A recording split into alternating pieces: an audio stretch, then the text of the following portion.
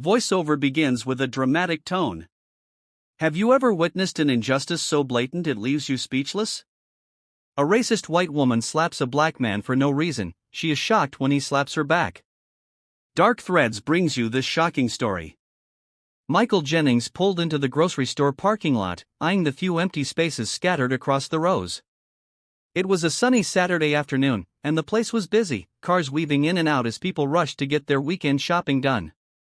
As he drove down the lane, he spotted a free space close to the entrance, prime real estate on a day like today. He eased his car in, making sure he parked straight between the lines. Just as he opened the door to step out, he heard the unmistakable screech of tires.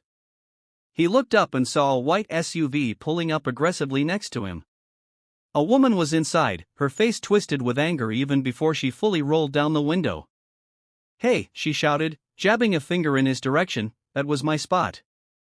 Michael blinked, startled by her sudden aggression. "Excuse me," he asked, his voice calm but confused. The woman, now halfway out of her car, slammed her door shut. She stormed toward him, not bothering to keep her voice down. "I was waiting for that spot," she spat, stepping into his personal space. "I had my blinker on and everything." Michael glanced around. He hadn't noticed any cars waiting when he parked, and the lane had been clear. Keeping his voice steady, he said, "I didn't see you, the spot was open when I got here." Her eyes narrowed, and she crossed her arms, glaring at him like he had just insulted her personally. "Of course you didn't see me, you people never do you?" Michael's jaw tightened. He knew where this was going. He'd seen it before, the escalation from minor inconvenience to racial confrontation. He took a breath, determined not to let it get under his skin. "Look, I'm sorry if you were waiting, but the spot was empty, I didn't cut you off." But wait, could this woman's actions spark a chain of events she never imagined? "Don't you talk to me like that," she snapped, her voice rising with each word. "I've had enough of you people thinking you can do whatever you want. You're all the same, entitled, disrespectful, and thinking the rules don't apply to you." Michael clenched his fists, willing himself to stay calm. "Ma'am, I'm just here to buy some groceries. I don't want any trouble, it's just a parking spot." Her face contorted in fury at his calm tone, as if it only infuriated her more. She took a step closer, pointing a finger right at his chest. "Trouble? You want to talk about trouble? People like you are nothing but trouble. You come into nice neighborhoods like this and ruin everything. I bet you don't even live around here, do you?" Michael's temper flared, but he kept his voice even. "Where I live has nothing to do with this." "Of course it does," she shouted, practically trembling with rage. "This is what happens when they let people like you move into our communities. You think you can just take whatever you want. I've had it with your type." Her words stung, but Michael refused to give her the satisfaction of a reaction. He glanced around and saw a few onlookers nearby, subtly watching the altercation. He needed to end this before it got worse. "I'm not doing this with you," he said, turning to head toward the store. "You're upset about a parking spot, but this isn't worth it." Before he could take more than a few steps, she lunged forward and shoved him hard from behind. Michael stumbled, catching himself just before falling to the ground. His heart raced, and he spun around to face her. "What the hell is wrong with you?" he snapped, his patience wearing thin. "You don't get to put your hands on me." Karen, as he had already mentally dubbed her, stood her ground, her chest heaving with fury. "Oh, I'll do whatever I want. You think you can just walk away from me? I'm not done with you yet." Michael stepped back, trying to keep his composure. His mind raced, thoughts of the possible outcomes flashing through his head. If this escalated any further, it wouldn't end well for him. He had seen too many situations like this where a black man defending himself somehow became the aggressor in the eyes of everyone around. "Lady, walk away before you do something you'll regret," he warned. She sneered, her lip curling. "You don't tell me what to do, boy." The word hung in the air between them, heavy with its racist implication. Michael's breath caught in his throat, his fists clenched so tightly that his nails dug into his palms. This wasn't just about a parking spot anymore, it was about power, about entitlement, about her belief that she could say and do whatever she wanted without consequence. He was tempted to just walk away, but the weight of her words, the shove, everything boiled beneath the surface. And then, without warning, she lashed out. Her hand swung through the air, fast and sharp, connecting with Michael's face in a slap so loud it echoed off the nearby cars. The force of it made his head jerk to the side, the sting radiating across his cheek and jaw. His skin burned, not just from the slap but from the humiliation of the public spectacle she was making of him. Michael stood there for a second, stunned, his mind racing as he processed what had just happened. The slap wasn't just physical, it was a declaration, a statement that she believed she could strike him, that she could degrade him without facing any repercussions. His muscles tightened, every part of him wanting to react. He knew what he had to do, what he should do, but the fire inside him wouldn't let it go. He couldn't just take this without thinking. He raised his hand and slapped her back, not with the same force, but just enough to send a clear message. The contact was firm but controlled, a restrained warning rather than retaliation. Karen staggered back, her hand flying to her cheek as if she couldn't believe what had just happened. Her eyes widened in shock, and for a split second, there was silence. Then she exploded. You hit me," she screamed, her voice shrill and unhinged. "You animal, you're going to pay for this. Do you know who I am? You think you can put your hands on me? I'll ruin you." Her words came out in rapid bursts, each one louder and more frantic than the last. She waved her arms wildly, like a child in the middle of a tantrum, her face turning an ugly shade of red. She looked around, searching for validation from the bystanders who had gathered to watch the scene unfold. "He assaulted me," she shrieked, pointing at Michael with wild, accusing eyes. "He hit me. This thug thinks he can hit a woman. You're done." Michael's pulse raced as more people started paying attention, some whispering to each other, others pulling out their phones. He could feel their eyes on him, their judgment forming in real time. He had seen this before, how quickly public perception could shift, how easily he could be cast as the villain in a situation he didn't create. He took a step back, trying to diffuse the situation with his own calm. "You hit me first, I didn't want any trouble." Karen, still clutching her cheek, hissed at him like a wounded animal. "I'm not doing this with you," Michael said, his voice cold and steady. "I'm done." Without waiting for her response, he turned and walked away, his pulse still racing, his cheeks still stinging. Behind him, Karen continued to scream, the words losing coherence as her rage consumed her. "You're done, you hear me? You're finished." Michael didn't look back.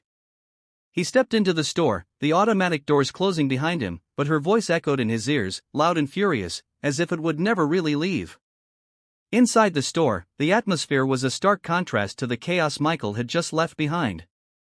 The gentle hum of the air conditioning and the muted conversations of shoppers created a sense of normalcy that felt almost surreal after the confrontation in the parking lot. He gripped the handle of his shopping cart, his knuckles white, trying to steady the racing of his heart as he moved down the aisles. His mind replayed every moment of the altercation, each word, each gesture flashing through his head like a film on loop. He could still feel the sting on his cheek from Karen's slap, and more than that, the weight of her words pressed on him. Boy, the word lingered in his mind, laced with venom. No matter how many times he faced situations like this, the sheer ugliness of it always hit him hard. He should have walked away earlier, he knew that, but every time it was the same. People like Karen felt they had the right to say and do whatever they wanted, believing they could get away with it because of who they were and because of what he was. It was exhausting, this constant dance between letting things go and standing up for himself, knowing that in the end it might not matter what he did. He could already imagine how people would view the situation. What would the police say if they came? Michael shook his head, trying to focus on the task at hand. He was here for groceries, nothing more: bread, milk, eggs, just the essentials. But as he reached for a loaf of bread, his hand hesitated, his mind wasn't here, it was back in that parking lot, back in the heat of Karen's insults and her slap. The crowd outside had been watching, and he knew what they'd seen: a black man in an argument with a white woman. He had felt their eyes on him, the subtle shift in their expressions when she had screamed, accusing him of hitting her, even though she'd struck first. He'd barely touched her compared to the force she'd used on him, but that didn't matter, it never did. He placed the bread in his cart and moved on, trying to focus on the next item. But as he walked through the store, a different kind of anger settled in. It wasn't the fiery rage that had flared up during the argument, it was deeper, colder, and far more familiar. It was the same anger he had felt every time someone looked at him like he didn't belong, every time he was judged not by his actions but by his appearance. It wasn't just about the parking spot or the slap, it was about how she had treated him from the start, like he was beneath her, like he didn't have the right to exist in the same space. Her words had been a slap long before her hand had touched his face. Michael rounded the corner of another aisle, grabbing a carton of milk and placed it into his cart with more force than necessary. He took a deep breath. This wasn't the first time he'd faced this kind of situation, and it wouldn't be the last, but today, for some reason, it felt heavier, like it had gotten under his skin in a way that he couldn't shake. He had tried to do the right thing, tried to walk away, but the shove, the slap, it was like she had crossed a line that he couldn't ignore. The feeling of hitting her back gnawed at him, not out of guilt, but because he knew it would be turned against him. He hadn't hit her out of rage, it had been a reaction, a controlled response, yet she would twist it, scream louder, act like the victim because she knew how to play that role well. As Michael moved through the store, filling his cart with what he needed, he couldn't help but wonder how it would have played out if the roles had been reversed. If he had been the one to start the argument, if he had thrown the first slap, would anyone have believed him? Would the crowd have watched in the same way? He reached the checkout line, still lost in thought. The cashier greeted him with a polite smile, oblivious to the storm raging inside him. Michael forced a nod, trying to focus on the present. He swiped his card, grabbed his bags, and headed back toward the door. But the moment he stepped outside, the knot in his stomach tightened. He didn't want to go back to his car, he dreaded what he might find, whether Karen was still there, whether she had caused even more trouble. He couldn't shake the feeling that she wasn't done, she didn't seem like the type to walk away quietly. As he approached the parking lot, Michael spotted his car in the distance, his heart sank. From where he stood, he could see something was wrong. His footsteps quickened, and as he got closer, the damage became clearer. Long, deep scratches marred the side of his car, like someone had taken a key and dragged it across the paint, gouging out chunks of the glossy surface. He stopped in his tracks, staring at the damage, his fists clenched at his sides, a mix of disbelief and anger washing over him. Karen, it had to be her. This wasn't random, this was personal. Michael walked over to the side of his car, running his hand along the deep grooves in the paint. The scratches were fresh, she had done this while he was inside, probably laughing to herself the whole time, thinking she had one. He could almost hear her voice again, mocking, condescending, spitting out venomous words like she was untouchable. He felt the anger rising again, stronger this time. His chest tightened as he inspected the damage. The quiet, internal reflection he'd been grappling with was gone. This wasn't just about words anymore, she had crossed into something tangible, something that would cost him, something that would take time to fix. He glanced around the parking lot, looking for her, half expecting to see her gloating from somewhere nearby, but she wasn't in sight. For a brief moment, he thought about calling the police, but he hesitated. He knew how this could go, she could twist the story, play the victim, make him the aggressor, and there were no witnesses left to back him up. Still, something inside him refused to let this go. He was tired of backing down, tired of letting people like Karen think they could get away with this. Michael leaned against the side of his car, staring at the scratches, his mind racing. He couldn't just let this slide, he wouldn't.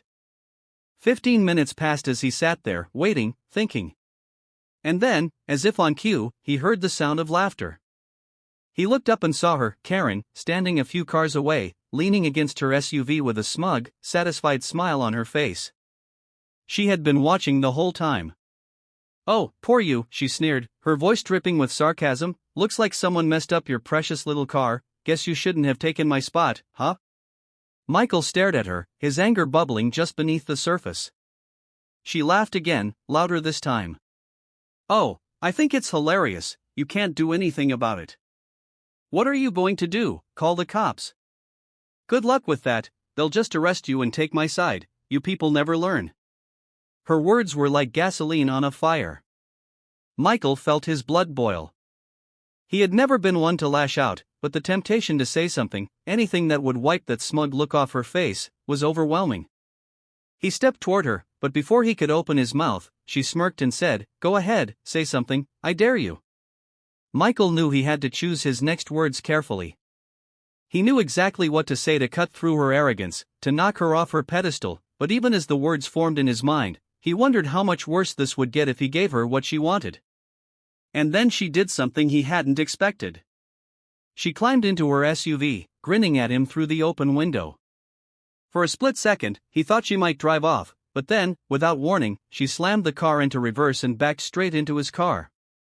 The crunch of metal against metal echoed through the parking lot. Michael's eyes widened in shock as the rear of her SUV smashed into his front bumper. Karen looked back at him, laughing, before speeding off, leaving Michael standing in disbelief, the damage now undeniable.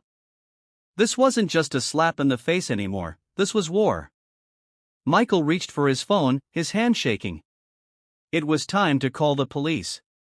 Michael's hand trembled as he dialed the number, his breath shallow from the shock of what had just happened. The crunch of Karen's SUV smashing into his car still echoed in his mind, his chest tightened with frustration, the weight of her words, her actions, everything she represented crushing him. He had been trying to hold his composure, trying to walk away, but she just wouldn't stop. The phone rang, and when the operator picked up, Michael kept his voice steady, though he could feel the anger simmering just below the surface. "I'd like to report an incident," he said, pausing to keep his voice even. "A woman just intentionally hit my car and drove off. I'm following her now." The operator asked for details, and Michael quickly described Karen's SUV, the make, model, and their location. His hands were still gripping the wheel, the tension from the confrontation running through his fingers as he trailed behind her vehicle at a distance. The last thing he wanted was to provoke her even further, but he wasn't about to let her get away with it. He kept his eyes trained on her SUV as they drove through the quiet suburban streets, his mind raced. What if she was right? What if the police didn't take his side? He had seen it happen before, but this time it felt different. There was too much on the line. She had escalated things beyond words, beyond petty insults. This was about more than just his pride now, this was about justice. A few minutes passed, and then up ahead, Michael saw the flashing lights of a police car. His heart pounded as he watched Karen's SUV slow down. The police had intercepted her at a red light. He exhaled in relief, knowing he wasn't alone in this anymore. Karen's SUV pulled over to the side of the road, and Michael parked a short distance behind her, staying in his car for a moment to gather himself. His hands were still shaking from the adrenaline, but there was no turning back now. He had called the police, and they were here. As the officers stepped out of their car, Michael watched Karen in her driver's seat. At first, she didn't move, but then she started waving her arms around, shouting something at the officers. From the way she moved, it was clear she was agitated. Her voice, though muffled by the distance, was still unmistakable. She was already trying to paint herself as the victim. Michael took a deep breath and stepped out of his car, walking slowly toward the scene. The officers were already at her window, talking to her, and he could see Karen pointing wildly in his direction, her face flushed with anger. "He hit me," she screamed, loud enough for him to hear as he approached. "He attacked me, and now he's following me. Arrest him, I'm the one being harassed here." Michael's stomach churned. Here it was, she was doing exactly what he feared, twisting the story, making herself the victim. But this time there were witnesses, and this time he wasn't going to back down. One of the officers, Officer Reynolds, turned to look at Michael as he approached, his expression calm, unreadable, and Michael could only hope that they would listen to the truth. "What happened here, sir?" Officer Reynolds asked, his tone professional. Michael took a deep breath, his heart still pounding in his chest. "I was at a parking lot," he began, his voice steady. "This woman, she started yelling at me over a parking spot. Things escalated. She shoved me, slapped me, and then scratched up my car while I was in the store. I tried to walk away, but she wouldn't stop. Then just now, she hit my car on purpose and drove off." Karen cut him off, her voice shrill and frantic. "Lies, he's lying, he attacked me." Michael clenched his fists but kept his voice calm. "There are scratches on my car, officer, you can see the damage, and she just rear-ended me." Officer Reynolds glanced over at Michael's car, his eyes narrowing as he inspected the damage. "We'll take a look," he said, turning back to Karen. "Ma'am, please step out of the vehicle." Karen's face turned red, and she slammed her fists against the steering wheel. "You can't be serious, you're really going to listen to him? Look at me, I'm the one who's been attacked. I demand that you arrest him right now." "Step out of the vehicle, ma'am," Officer Reynolds repeated, his voice firm. Karen's eyes flicked to Michael, a mix of fury and disbelief in her expression. "You're doing this because of him, aren't you?" she spat, glaring at Michael. "This is all his fault, you people are all the same." Michael bit the inside of his cheek, forcing himself not to react. This was her game: push him, provoke him, make him look like the aggressor, but he wasn't going to give her that satisfaction. Finally, Karen opened her door and stepped out, still yelling at the officers. "This is ridiculous, I'm not the criminal here, he should be the one in handcuffs." The officers remained calm as they guided her to the side, asking her more questions about the incident. Karen continued her rant, pointing at Michael and shouting about how he had attacked her, how she was the real victim. As Michael stood there, he could feel the weight of everything pressing down on him, the words, the accusations, it was all too familiar. But this time, he wasn't alone, he wasn't the only one who knew the truth. One of the other officers walked over to Michael, asking him to explain what had happened in more detail. He recounted the events clearly, describing each escalation, each insult, and finally the moment Karen had rear-ended his car. "Do you have any witnesses to the initial confrontation?" the officer asked. Michael shook his head. "There were people in the parking lot, but no one stepped in. I don't know if anyone would have recorded it." The officer nodded. "We'll check the store's cameras to see if we can get any footage from the parking lot. As for the damage to your car, that's clear enough." At that moment, Karen's voice rose again. "He's making this all up, you can't believe him over me, he's lying." Michael tensed as Officer Reynolds returned, his face serious but measured. "Ma'am," he said, turning to Karen, "we have enough evidence to place you under arrest for property damage and assault, you'll need to come with us." Karen's face turned a shade of crimson, and her whole body seemed to tremble with rage. "Arrest me? Are you crazy?" She pointed a shaky finger at Michael. "He should be in handcuffs, not me, I'm the one who was attacked." "Please turn around, ma'am," Officer Reynolds repeated, stepping forward. But before he could finish his sentence, Karen let out a shrill scream and lunged at Michael. Her fists came down hard against Michael's shoulder, catching him off guard. The impact wasn't overwhelming, but the sheer surprise of the attack in front of the officers stunned him. "You think you can ruin me?" Karen shrieked, swinging again. Her knuckles grazed Michael's chest, and her fury was palpable, her face twisted into something feral and ugly. The officers quickly moved in, grabbing her arms before she could strike again, but Karen was wild, thrashing against their hold, her words spilling out in a venomous tirade. "You're nothing, you hear me, nothing, you don't belong here." Michael stepped back, his heart pounding in his ears as the officers struggled to subdue her. Karen kicked and flailed, screaming incoherently as they wrestled her into handcuffs. "I'm the victim," she shrieked, her voice cracking as they pulled her toward the squad car. "You're all going to regret this, I'll have your jobs, you can't do this to me." Officer Reynolds tightened his grip on her arms, his voice calm but firm. "Ma'am, you're under arrest for assault and property damage, we're done here." Karen continued to scream, her voice hoarse and ragged as they pushed her into the back of the squad car, her eyes locked on Michael one last time, filled with pure hatred. "You haven't won," she yelled through the window, her voice muffled but still vicious. "You'll see, I'll ruin you, you hear me?" The door slammed shut, cutting off her final words, and the police car pulled away, leaving Michael standing there, breathless and shaken. Officer Reynolds walked back toward Michael, his expression softening. "Are you all right, sir?" Michael nodded, still processing what had just happened. His shoulder throbbed where Karen had hit him, but it wasn't the physical pain that weighed on him, it was the sheer absurdity of the situation, the way Karen had been so blind in her rage that she had attacked him in front of the police. "I'm fine," he said, though his voice was strained, "thank you." "We'll get your statement on file," Officer Reynolds said, handing Michael a card. "You can follow up at the station tomorrow if you want to press formal charges." "I will," Michael replied, still feeling the weight of the confrontation. The officers left, and as the sound of the sirens faded into the distance, Michael stood alone beside his damaged car. He stared at the scratches and the dents, the physical remnants of Karen's fury. It wasn't just about the car, it wasn't just about the slap or the insults, this was about more, about standing up, about not letting people like Karen think they could get away with this. He hadn't started this fight, but he sure as hell was going to finish it. The next morning, Michael walked into the police station, the events of the previous day still fresh in his mind. The tension in his chest hadn't fully dissipated, but the quiet hum of the station brought a sense of strange calm. He was here for one reason: to press charges against Karen. He approached the front desk where a young officer sat, glancing up from her computer as he approached. "Good morning, how can I help you?" she asked, her voice professional yet kind. "I'm here to press charges for an incident that happened yesterday," Michael replied, feeling the weight of the words. "There was an assault and property damage. I gave a statement yesterday, but I want to follow through with formal charges." The officer nodded and handed him a clipboard.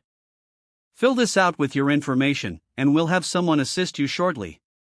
As Michael filled in the paperwork, his mind wandered back to the confrontation with Karen, her screaming, the blow she had landed, and her unrelenting hate. It was still fresh, raw, as though it had happened moments ago. He couldn't help but think of how easily things could have gone differently had the officers not intervened.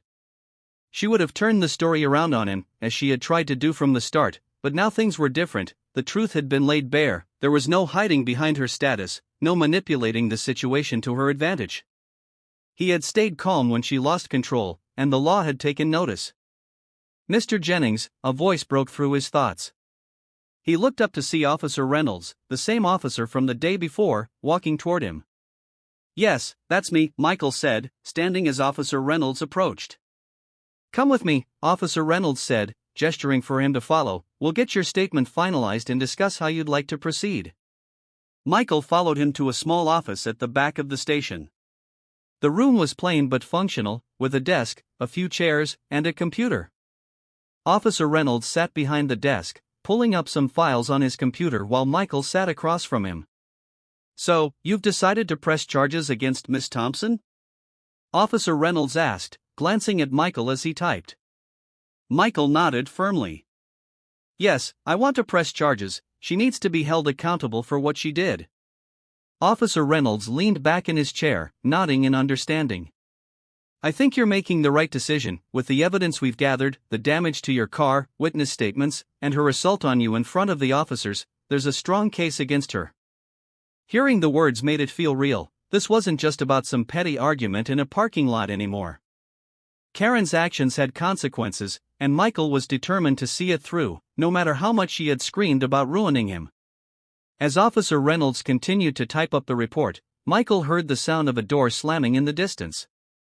He glanced toward the hallway, but his attention was quickly pulled back when Officer Reynolds spoke again. "We'll file this report and send it to the district attorney. They'll review the charges and decide how to proceed with her case, but with everything we have, I don't see why they wouldn't move forward." Michael nodded. He appreciated Officer Reynolds' straightforwardness. After everything that had happened, hearing that there was a path forward for justice felt like a weight had been lifted. Suddenly, a voice echoed from the hallway, loud and unmistakable. Michael's blood ran cold as he recognized it immediately. "You can't do this to me." It was Karen's voice, shrill and full of rage, just like the day before. The door to the small office burst open, and there she was, Karen, her face twisted with fury, escorted by another officer. She was red-faced, her eyes wild as she tried to wrestle free of the officer's grip. It's you," she shrieked, her gaze locking onto Michael as she lunged forward. "You're trying to destroy my life. This is all your fault."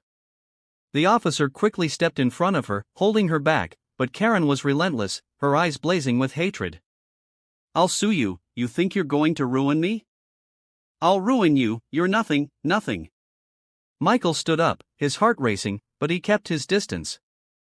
The officer holding Karen back looked at Officer Reynolds, giving him a nod as they pulled her from the doorway. Karen still screaming all the way down the hall. Officer Reynolds sighed, shaking his head. "She's here for her arraignment. I didn't expect her to be brought in this early." Michael sat back down, slow, trying to steady his nerves. Even in custody, even after being arrested, Karen was still consumed by the same hatred, the same entitlement that had led her to attack him in the first place.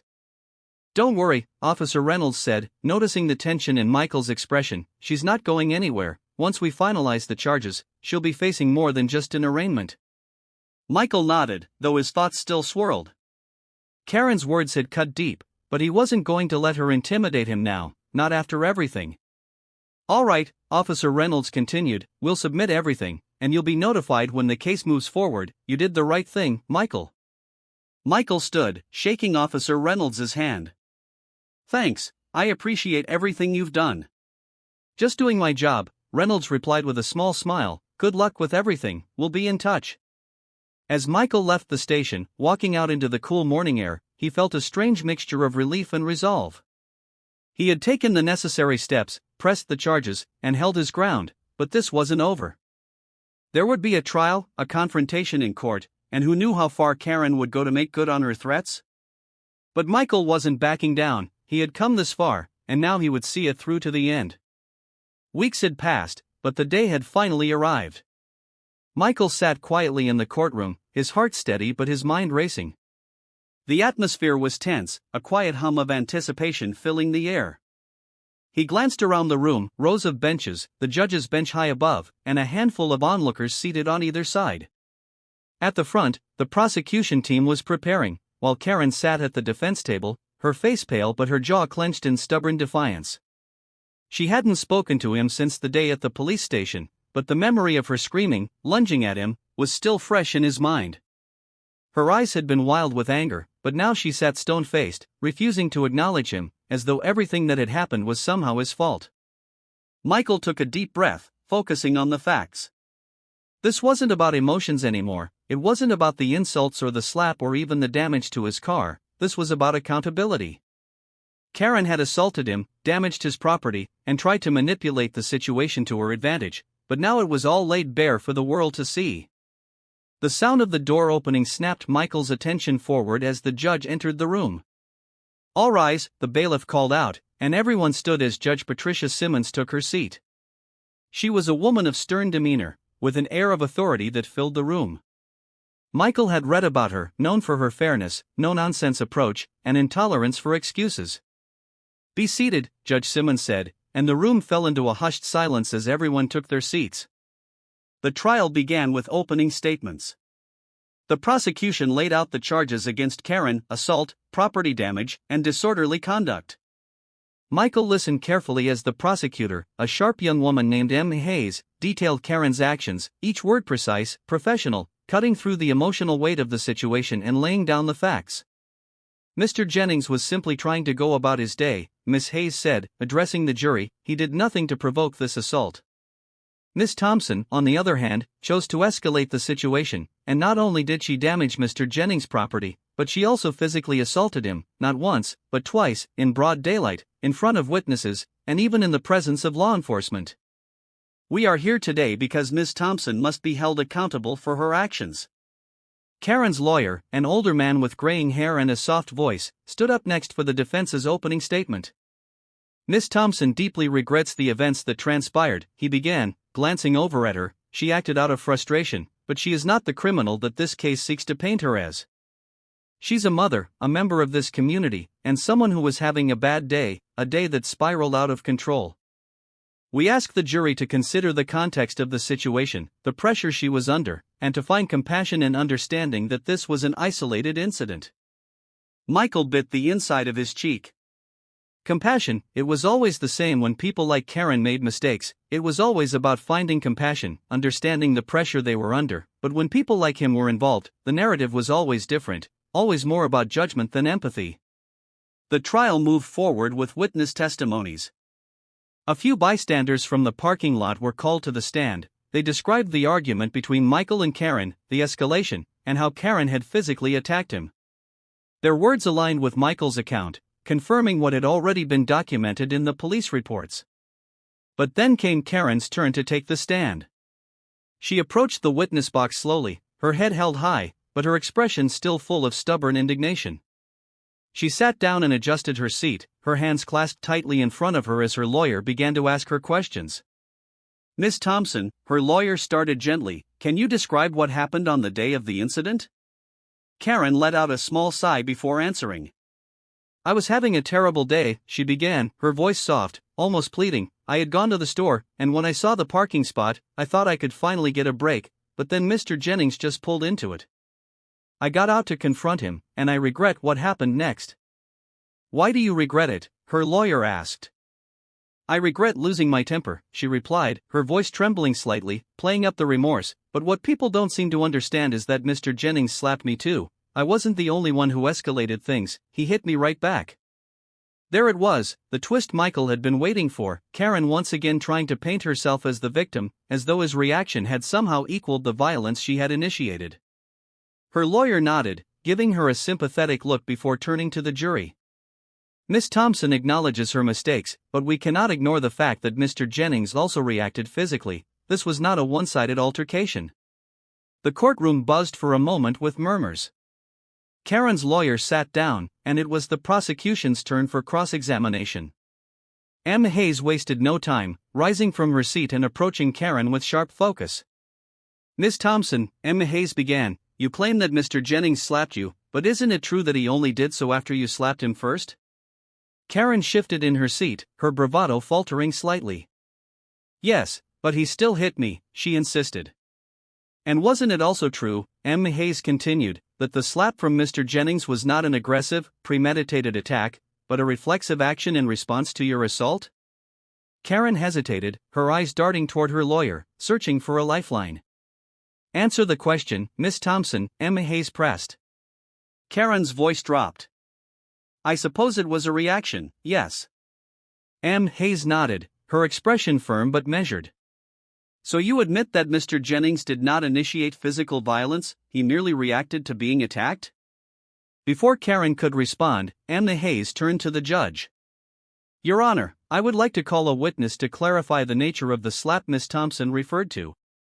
A moment later, one of the bystanders from the parking lot, a middle-aged man who had witnessed the entire altercation, took the stand.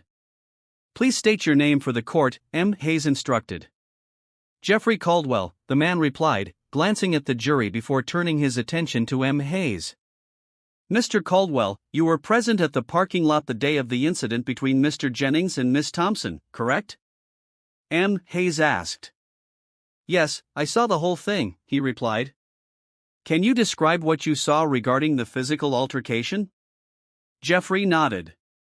Well, I saw Miss Thompson approach Mr. Jennings. She was yelling at him pretty loudly. I couldn't hear everything from where I was, but it was clear that she was upset. Then she pushed him, and when he didn't react, she slapped him across the face, hard. That's when Mr. Jennings responded with a slap of his own, but it was different. It wasn't aggressive, it was more like he was just trying to stop her from hitting him again. M. Hayes leaned in slightly. Would you say Mr. Jennings' slap was a reaction rather than an attempt to escalate the situation? Absolutely, Jeffrey said without hesitation. It was light, he didn't seem like he wanted to hurt her, it was like a reflex, just to defend himself. Thank you, Mr. Caldwell, M. Hayes said, turning back to the jury. What we've heard from Mr. Caldwell, a neutral witness, confirms that Mr. Jennings' action was not an act of aggression, but a defensive response to Miss Thompson's attack. Karen's lawyer shifted uncomfortably in his seat as M. Hayes took her place once more. The jury was silent, taking in everything that had been said. The courtroom fell into a quiet murmur as the judge announced a short recess before closing arguments. Michael stood, stretching his legs, feeling a mix of anticipation and unease. It was almost over, soon the jury would decide whether Karen would face real consequences for what she had done. When court reconvened, the prosecution and defense gave their final statements. M. Hayes was sharp, precise, leaving no room for doubt in the minds of the jurors. Karen's lawyer, on the other hand, appealed once more to emotion, asking the jury to consider the human side of Karen's actions, but Michael knew what was at stake. This wasn't about bad days or human sides, this was about justice. Hours later, the jury returned with their verdict. The courtroom was silent as the foreperson stood and read aloud, "We, the jury, find the defendant, Karen Thompson, guilty of assault and property damage." Karen's face paled, her composure finally cracking as the weight of the words settled on her. She sat motionless, her hands trembling slightly in her lap. The reality of her actions had finally caught up with her. Michael exhaled slowly, relief washing over him. It wasn't just about the verdict, it was about something bigger, about standing up for himself, about showing that no matter how many people like Karen tried to push him down, he wouldn't be silenced. As the court adjourned, Michael rose from his seat, his head high, feeling lighter than he had in weeks. Justice had been served. The courtroom buzzed with murmurs and the shuffle of people gathering their belongings. Michael stood still, letting the reality of the verdict settle in. Karen had been found guilty. The weight that had been pressing on him since the moment she had first laid her hands on him in that parking lot began to lift. But even as the relief spread through him, there was something else, something quieter, more unsettling.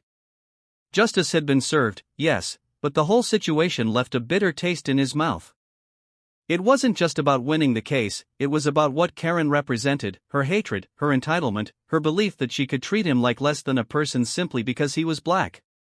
That wasn't something a courtroom verdict could fix, and that thought stung deeper than the slap she had given him in the parking lot.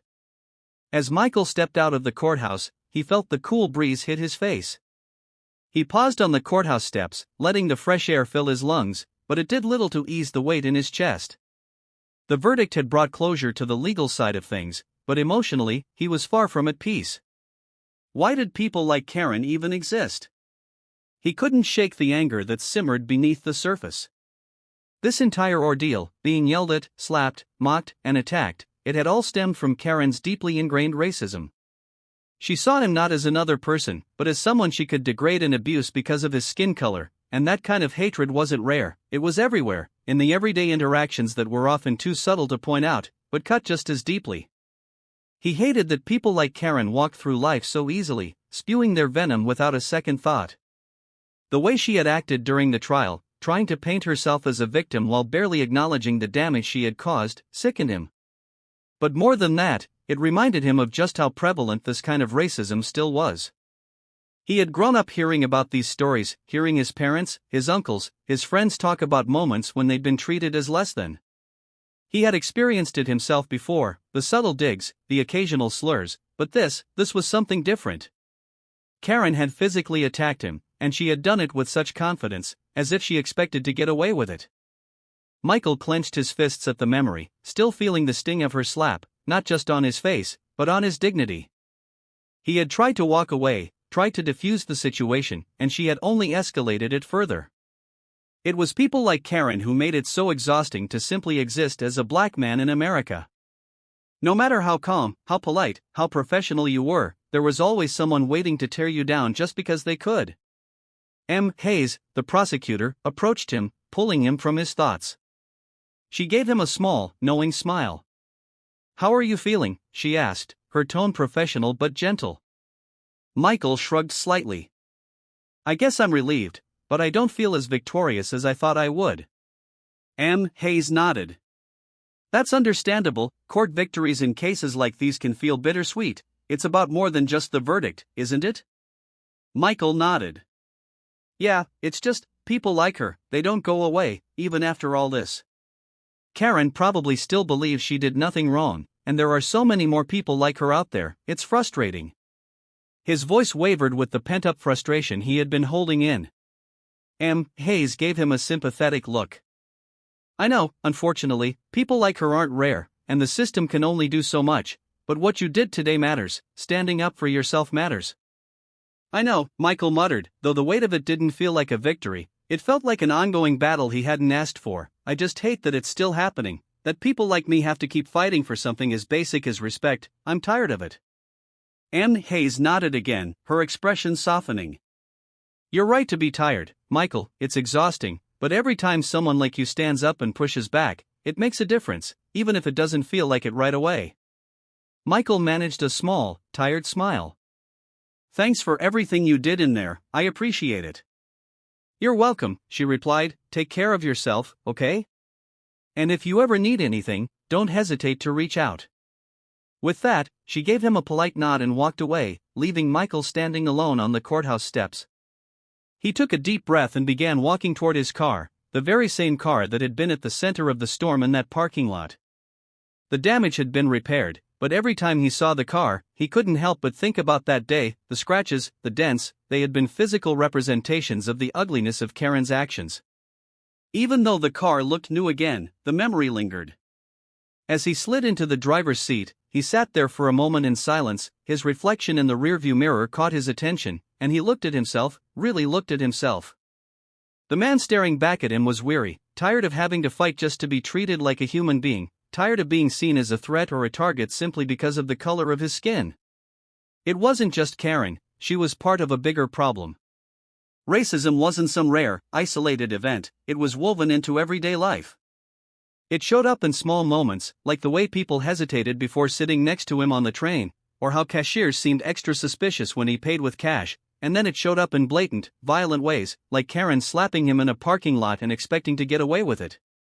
Michael's fists clenched the steering wheel, his knuckles white. It wasn't fair, none of it was fair, and yet this was the world he had to navigate every day. People like Karen weren't going anywhere, and the weight of that truth pressed down on him like a heavy stone. He hated that this was his reality, he hated that his skin color made him a target for people like Karen, and more than anything, he hated that he had to keep explaining why it was wrong, over and over again. Starting the car, he let out a long breath and pulled out of the parking lot. The city streets passed by in a blur as his mind churned through his frustration.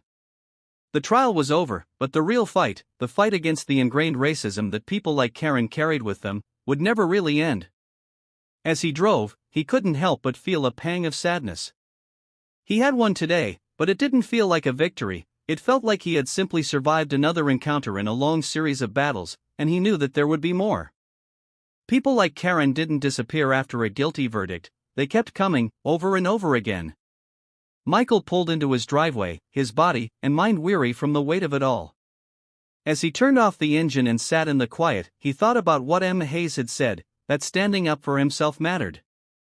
Maybe it did, maybe it was the only way to keep pushing back against the tide of people who thought like Karen. But at that moment, all Michael wanted was peace, to not have to fight, to not have to justify his existence, to just be. As he stepped out of the car and walked toward his front door, he tried to focus on the small sense of relief that came with knowing Karen had been held accountable, but the bitterness lingered, and he knew it would take a long time before the anger at the world he lived in would truly fade. For now, though, he had done what he could, and that would have to be enough. Dark Threads concludes this powerful story of resilience and justice.